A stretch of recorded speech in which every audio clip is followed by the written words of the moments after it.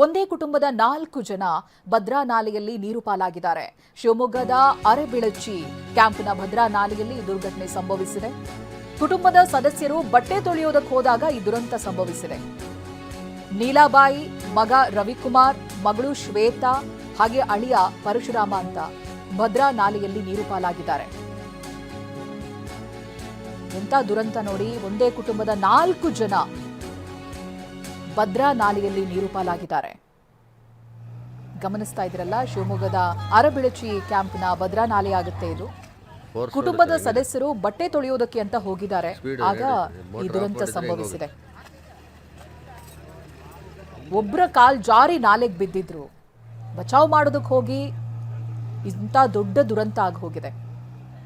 ಒಬ್ಬರನ್ನ ಬಚಾವ್ ಮಾಡೋದಕ್ಕೆ ಮತ್ತೊಬ್ಬರು ನೀರಿಗೆ ಹಾರಿದ್ದಾರೆ.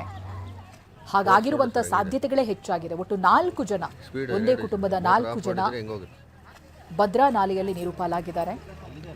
ಗಮನಿಸಬಹುದು, ಇದೀಗ ಶೋಧ ಕಾರ್ಯ ನಡೆಸ್ತಾ ಇದ್ದಾರೆ.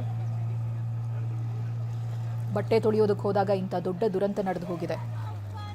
ಒಬ್ಬರಾದ್ಮೇಲೆ ಒಬ್ಬರ ರೀತಿ 4 ಜನ ನೀರು ಪಾಲಾಗಿದ್ದಾರೆ. ನೀಲಾಬಾಯಿ ಅಂತ ಒಬ್ರು, ಹಾಗೆ ಅವರ ಮಗ ರವಿಕುಮಾರ್, ಮಗಳು ಶ್ವೇತಾ, ಅಳಿಯ ಪರಶುರಾಮ ಅಂತ. ನೋಡಿ, ಬಟ್ಟೆ ತೊಳೆಯೋದಕ್ಕೆ ಹೋಗಿದ್ರು, ಅಲ್ಲಲ್ಲೇ ಇದ್ದಾವೆ ಬಕೆಟ್ನಲ್ಲಿ ತುಂಬಿಸಿಟ್ಟಂತ ಬಟ್ಟೆ, ಬಕೆಟ್ಟು ಅದೆಲ್ಲ ದಡದಲ್ಲೇ ಇದೆ. ಫೋರ್ಸ್ ನೋಡಿ ಸರ್ ಹೆಂಗಿದೆ, ಸ್ಪೀಡ್ ನೋಡಿ ಸರ್. ಮೋಟರ್ ಆಫ್ ಮಾಡಿದ್ರೆ ಹೆಂಗೋಗುತ್ತೆ.